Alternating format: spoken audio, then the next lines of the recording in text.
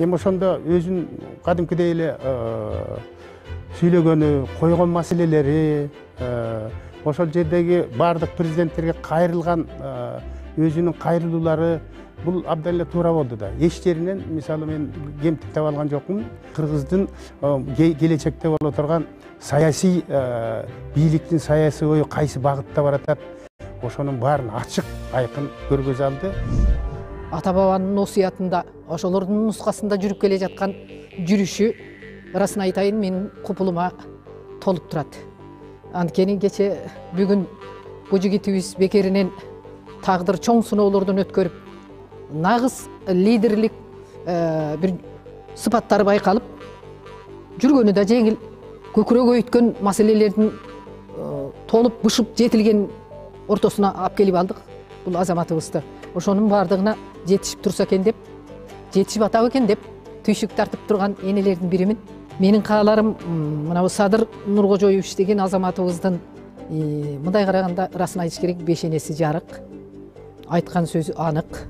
11 ноябрь күнү Улуттар Илимдер Академиясында барып сөз сүйлөдү, окумуштуулар менен жолукту, жакшы күн болду. Ал киши абдан жакшы сүйлөп берди. Бу илим абдан бизге керек, ар бир мамлекетке керек.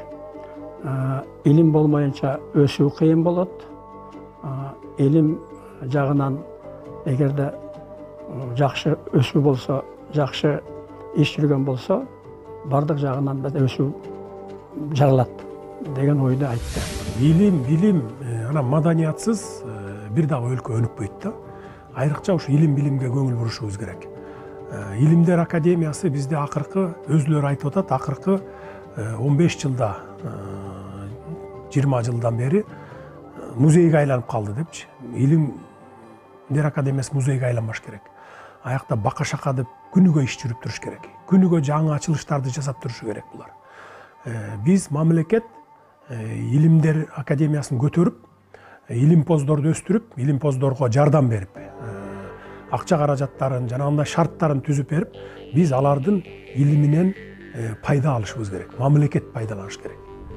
Илим-билимге дагы көп көңүл буруп атат. Кечеле тиги академияга барыптыр. Айткандарына караганда абдан эле күйүп бышып атат биздин өлкөгө. Анан ошол ишке ашып кетсе экен деп тилейм да.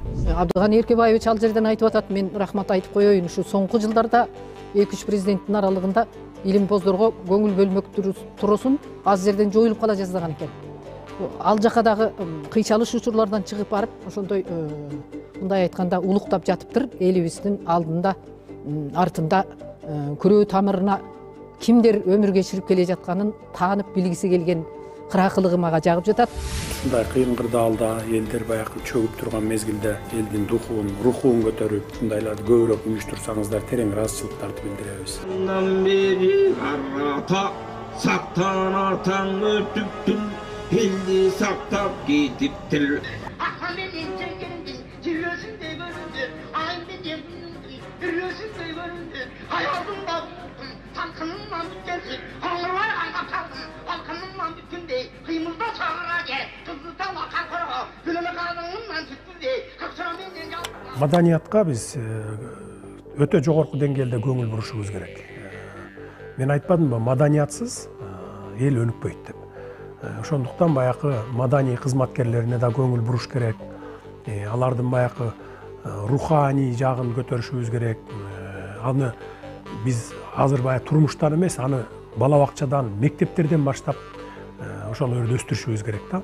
Биз ошондон анан кийин жыйынтыгын ала алабыз. Эгерде чындап мамлекетибизге жакшылык келсин, чындыгында алыстык болсун, эл журтубуз өнүп өссүн десек, анда ушул Садырга колдош керек. Мен оюмча абдан бир элге иштеген кишилердин бири болот деп ойлойм. Элдин тагдырын иштеген, тагдырына иштеген жетекчилердин бири болот деп ойлойм. Кудай ушундай үмүттөн бизди ажыратпасын. Акылы дагы жетиштүү, аракеттери дагы жетиштүү. Ушул шайланып калса, мен оюмча жакшы жагына жүрүп кетет. негизинен жаштарыбыз, элибиз колдоп берет деген мен үмүттөмүн. Мына бул чоң жарышка азыр аттанып жаткан азаматыбыз деп коеюн. Садыр Нуркожоевичка ушул байгеде өзүнүн жанагындай азын атып ат чапкын күлүгүңдөн артта калбай жанагы замандашыңдан деп өзүнүн эгер буйруп насип кылган болсо ушул жолу чоң жарышка эл өзү алып келип койбодубу? Баягы эл өзү тандап, аны биз дагы социалдык желеден окуп жатабыз. Демек, эл таанаса жөн тааныбаса керек. Эл тааныган азаматыбыз элин таанып берсе, Кудай буйруса эртең шайлоодон кийин элинин күсөгөн мүдөөсүнүн ортосунан чыгып берсе, ошондо бир руханий дүйнөбүз жаркырайбы деген зор үмүт бар. Кудай буйруса шайлоолорду жакшы өткөрүп, элибиздин башына ушул элибиз тандаган, жалпы журтубуз жактырган адамды шайлап, калкыбыздын бир жакшы болуп кетишине үмүт кылып туралы. Ала тоо кыргыз элибиз, жети тууган элибиз бир болсун, жер жайнаган гүл болсун. Кудай буйруса, жакшылык жактан жалпы дүйнөгө кыргыз элинин атак даңкы чыгып, жакшылык жактан аты даңкы үн болсун деп айтам мен. Эли журтума мен терең ыраазычылык айтамын. Мына мени ушул кыйынчылык мезгилде алып келип, ушул тактага отургузуп, эми мындан ары ушул шайлоого катышып, Кудай буйруп, дагы шайлайбыз, өтүп кет, анан биздин жашообузду оңдоо деп үмүт артып отурат. Кудай буйруса мен ошол үмүтүңөрдү 100% аткарам деп ишенемин. Анткени мен ошол башынан баштап эле ушу саясатка келген күндөн баштап менин негизги максатым өзү ушул болгон. Мына максатыма жеттим. Эми ошо калганын мындан ары ишке ашырыш менин колумда. Элден бир гана суранычым колдоп берип туруш керек. Анан стабилдүүлүктү сактап берип туруш керек. Тынчтыкты сактап берип туруш керек. Анан убакыт бериш керек.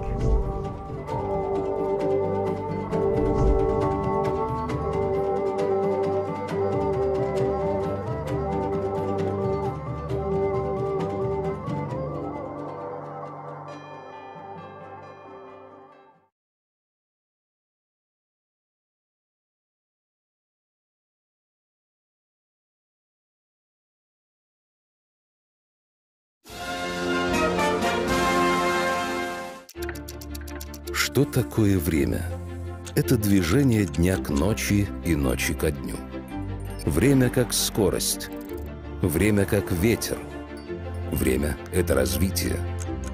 Время идет, но система стоит. А когда система работает как единый механизм, говорят, работает как часы. Пришло время собрать этот механизм. Пришло время идти вперед. Садыр Джапаров.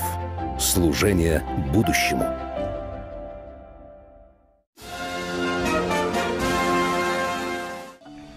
Чыңалуу, туура эмес тамактануу, антибиотиктер пайдалуу бактерияларды жок кылышат. Жана ич катуу, курсактын көбүшү, ич өтүү келип чыгат. Ичегилерди коргоо үчүн Лакта G